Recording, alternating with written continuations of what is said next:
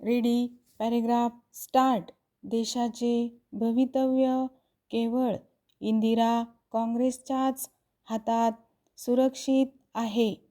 काँग्रेस पक्षात असलेली एकजूट अन्य कोणत्याही राजकीय पक्षात आढळून येत नाही.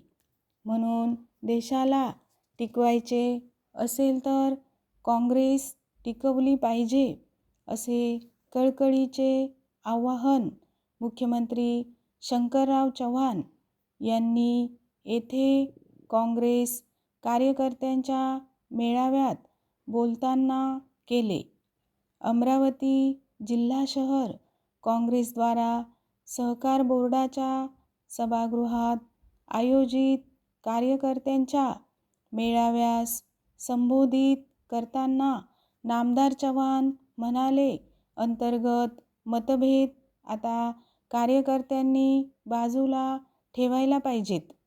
आपले शत्रू आपल्या पक्षातच आहेत. आपल्या शेजारीच ते बसत आहेत. परंतु ते कोण आहेत हे शोधून काढण्याची वेळ आता आली आहे. आपले कार्यकर्ते चुकीच्या मार्गाने जात असतील तर त्यांनी तिथेच थांबायला हवे.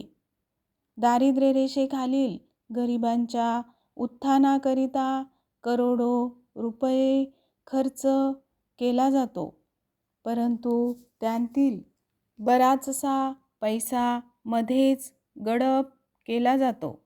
याची आम्हाला जाणीव आहे. या मधल्या लोकांना शोधायला पाहिजे.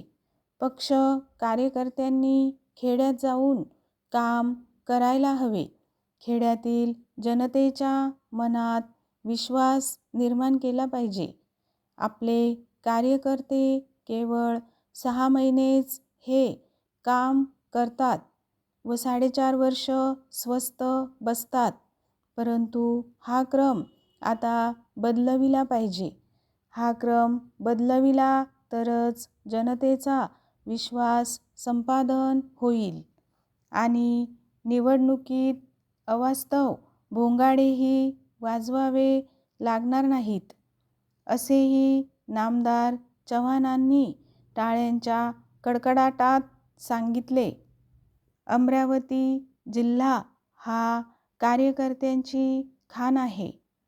महाराष्ट्राच्या आणि देशाच्या नेतृत्वात त्याचा सहभाग आहे.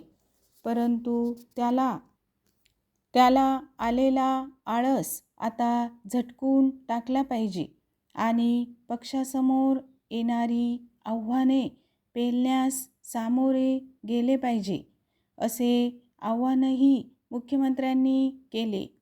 विदर्भ हा नेहमीच माझ्यासोबत राहिला आहे, याची जाण मला आहे.